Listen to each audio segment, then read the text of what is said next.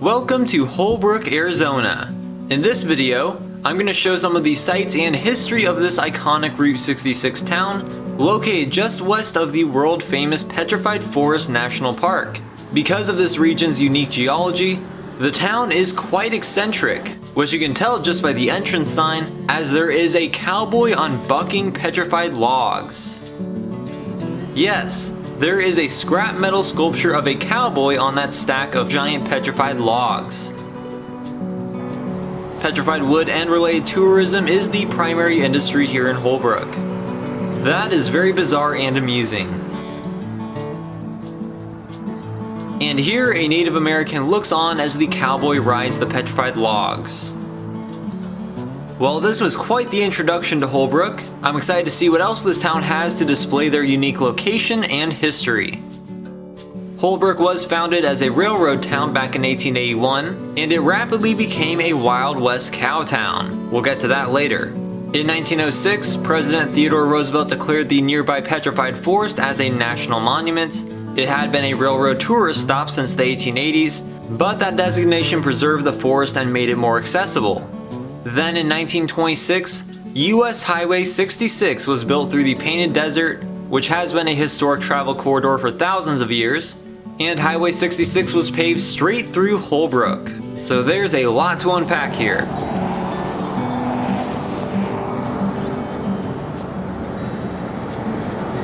This is the old 1898 Navajo County Courthouse, now home to the Navajo County Historical Museum. And I do have a separate video tour on it if you'd like to learn more. Interstate 40 has bypassed Holbrook, and from the interstate you can see the iconic wigwams of the Wigwam Motel. There's tons of great vintage signage in town, like that old Dairy Queen sign, passing by the old El Rancho Motel,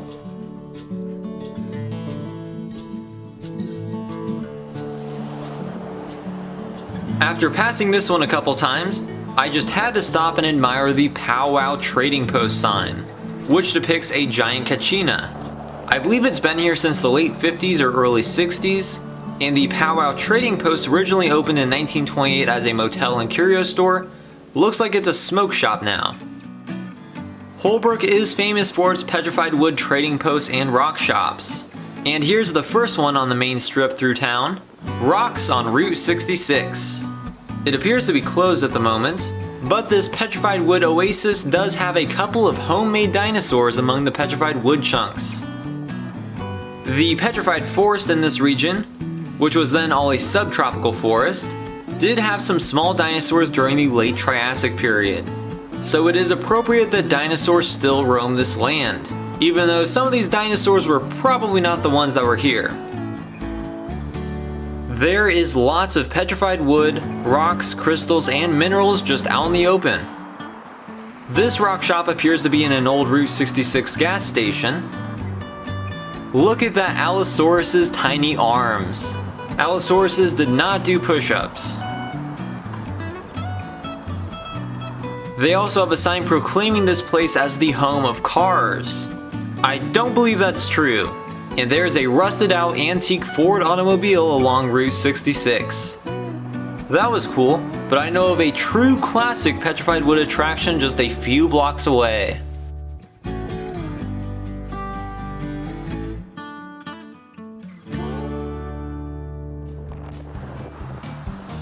This is the Rainbow Rock Shop, the Jurassic Park of Holbrook, Arizona. It appears the shop is also closed for the time being, but we can still look outside the fence. This cluster of large dinosaurs was built by Adam Luna out of cement and reinforced rods.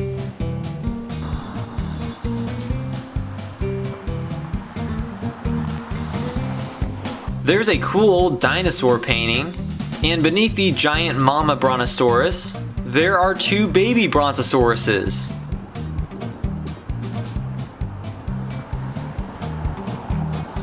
This guy is chomping on a steel beam.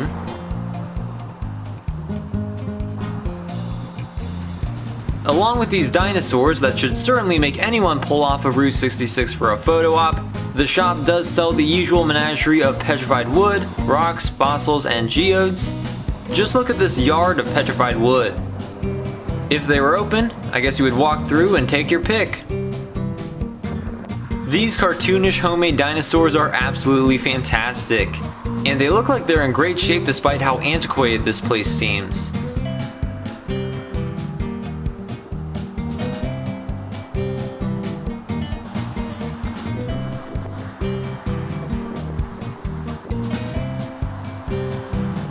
This sign mentions that they sell geodes for an undisclosed amount. Looks like it's been graffitied over. There's a Cave People family photo op, and another Sinclair looking dinosaur looming over them. There's another original Jurassic mural scene. That is so old school.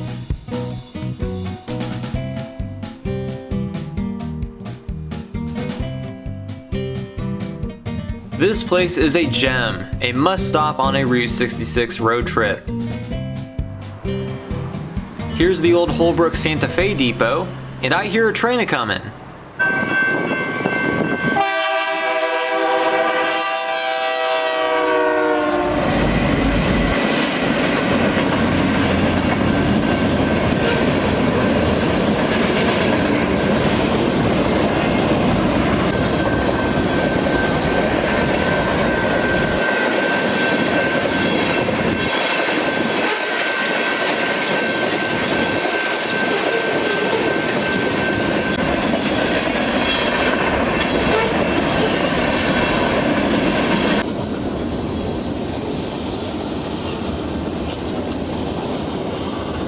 This train is passing right by the historic heart of 1880s Holbrook, and this stretch of gravel road is now known as Bucket of Blood Street, as shown on that there sign.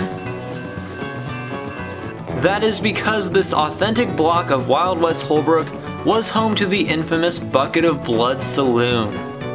The first days of the cowtown known as Holbrook in the 1880s were gruesome, and this structure bore witness to all its scum and villainy. This street was originally called South Central Avenue, and it's now on the National Register of Historic Places. Terrell's Cottage Saloon, which was right in here, was a place where cowboys and outlaws engaged in gambling, drinking, and whoring. Many of the hired cowhands of the Hash Knife outfit around here were wanted men in hiding, so believe it or not, there were many gunfights here at this watering hole. In 1886, a terrible gunfight took place here with several casualties. So many that the floor was recorded as being slick as a bucket of blood, hence the name. It is believed that this particularly bloody shootout took place between rival cowboy gangs when one accused the other of horse thieving, and so quite a few men got shot to death in here. The next year, a proper sheriff known as Commodore Perry Owens was brought in to bring good old Western justice to Holbrook, but by that time the Bucket of Blood name was stuck.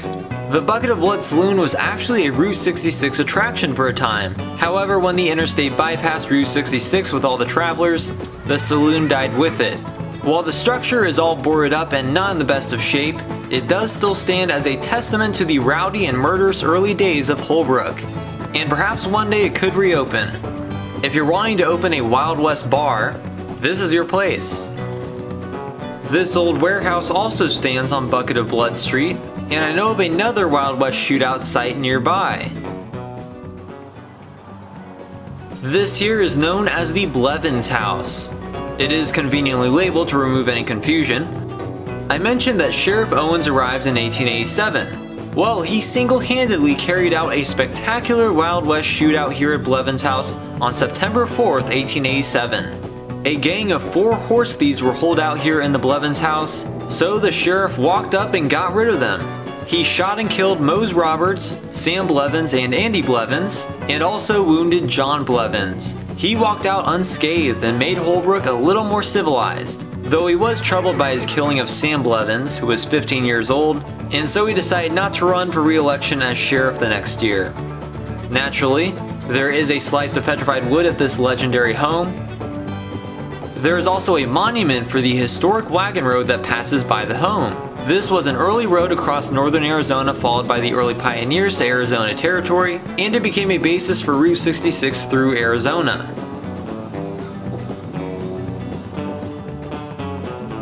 Now let's head back to the future to relive the Route 66 heyday of Holbrook.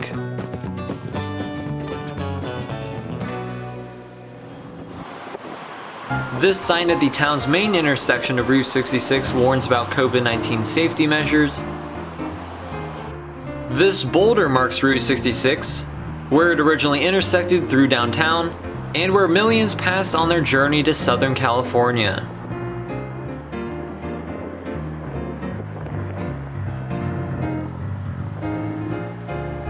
There's also a windmill among Petrified Wood.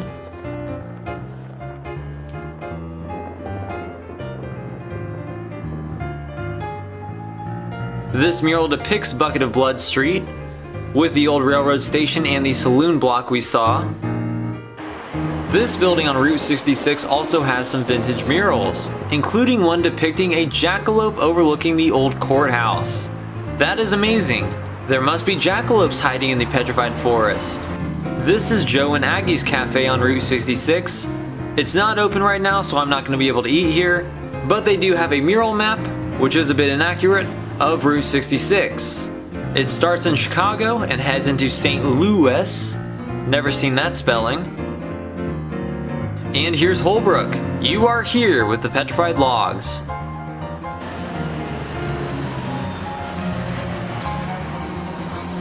This historic road ends in Los Angeles on the Pacific Ocean. This was cool, but there is a much larger map of Route 66 down the road.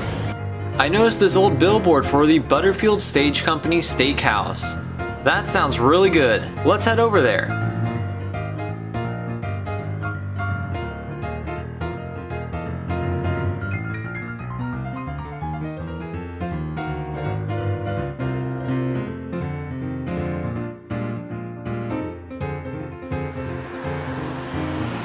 This is the Butterfield Stage Co Steakhouse on Route 66.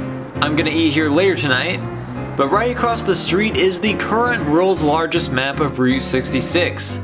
Sadly, the larger one in Meteor City painted by Bob Waldmeyer has been ruined, so this will do.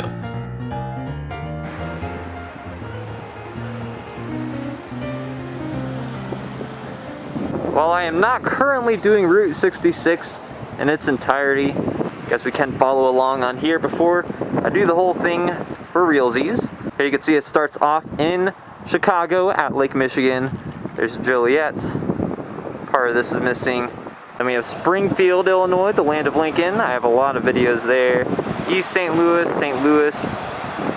Those are comparatively a lot closer. Then we got Springfield, Missouri, Joplin, briefly into Kansas, like 15 miles. Baxter Springs. There's Tulsa, Oklahoma, Oklahoma City, looking mighty pretty. Then we cross over into the Texas Panhandle, Amarillo, been there quite a few times. Vega, Texas, then into the land of enchantments, Albuquerque, Gallup, New Mexico, and then here we are, Holbrook, Arizona, home of the Butterfield Stage Co Steakhouse and Petrified Wood, Petrified Forest National Park. Very nice place to eat. And then it goes on across Arizona, and we cross into California at Needles, and there's Barstow, and then Los Angeles, or rather Santa Monica, where it ends at the Santa Monica Pier on the Pacific Ocean. I don't know when, but we're doing it in its entirety. Chicago to LA. And it's gonna be awesome. There's also lots of dog poop, somewhat of a minefield. And it's really cool on this wall, they have a map of Petrified Forest National Park, the trail. Here it starts off at the north end where it intersects with Route 66. There's the Painted Desert Inn, the Santa Fe Railroad exhibit, although I think that is now the Route 66 exhibit. There's Puerco Pueblo, Newspaper Rock.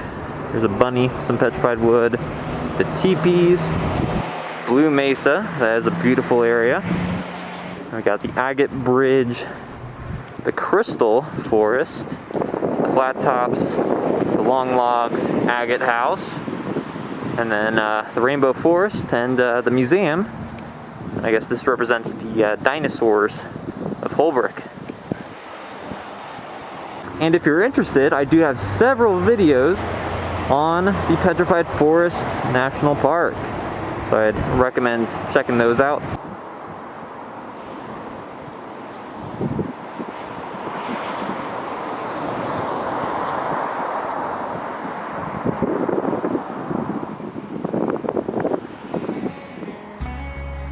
I did have the pleasure and honor of staying here at Wigwam Village Motel number 6, and I have a separate video on that fantastic experience, so make sure to check that out. There's Route 66 Lumber and Hardware, and there's the sign for the Globetrotter Lodge on Route 66. Now I'm going to follow old Route 66 just out of town and see if there's much worth seeing, but it seems like the wigwams are effectively the western end of town.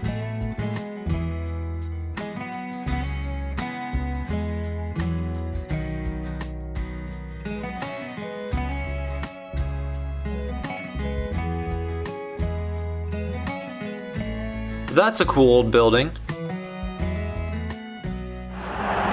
Not far from the Wigwam Motel is the Butterfield Stage Company Steakhouse. And that's where I'm going to eat tonight. This looks like it's going to be pretty cool. There are silhouettes of Wild West diners. This is going to be quite the place. There's an old stagecoach on the roof. And diners enter through a stagecoach. This restaurant is named after the Butterfield Overland Mail Line, so it looks like there is some glorious Wild West theming. There is a Conestoga wagon lamp, and this is an authentic Route 66 restaurant. It is very rustic in here, complete with antiques and longhorn horns on the seats. Here's a stained glass window of a Native American warrior on a horse. Some tables also have interesting placards on Wild West history. This one featuring rogue gunfighters and solitary bandits like the Apache Kid. Here's one on Billy the Kid and Tombstone, Arizona, two notorious names of the Wild West.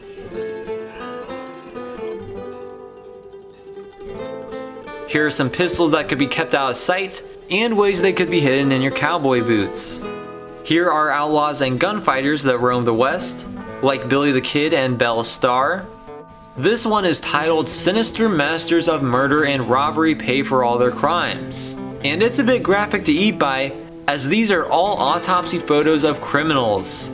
There's Tulsa Jack Blake's shot up corpse, and train robber Cole Estes here died of a face wound.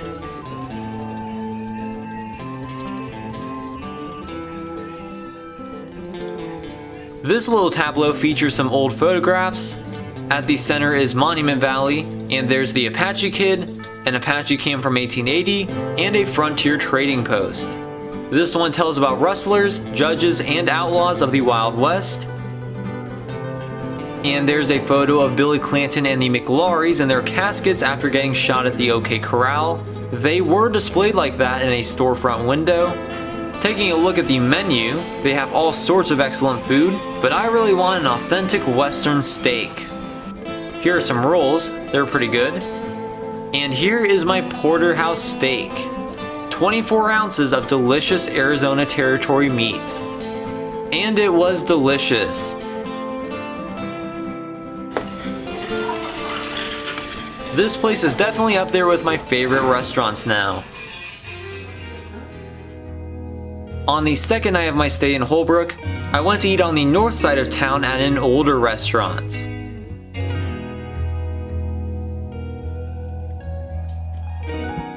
This neon sign illuminates the Mesa Italiana restaurant, and it is technically on an old routing of Route 66. Though I'm not sure how old this restaurant is, it looks to be out of the 50s or 60s, and has a Puebloan style building.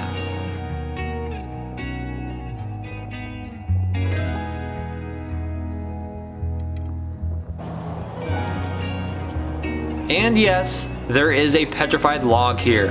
Come on, what did you expect? It is an Italian place and it was pretty good. I'd recommend it. But I will say the Butterfield Stage Company is something else. So that was the wonderful town of Holbrook, Arizona. What an awesome place. But there is a lot more I didn't show in this video, including the Navajo County Museum, the Wigwam Motel, Petrified Forest National Park, and other bizarre petrified wood trading posts like Jim Gray's and Stewart's that all have separate videos. So check the video description for links to those. If you enjoyed this video, then please like it, share it, and subscribe. Again, please take a look at my other videos on roadside attractions, Americana, Route 66 history, national parks, and much more. Thanks for watching.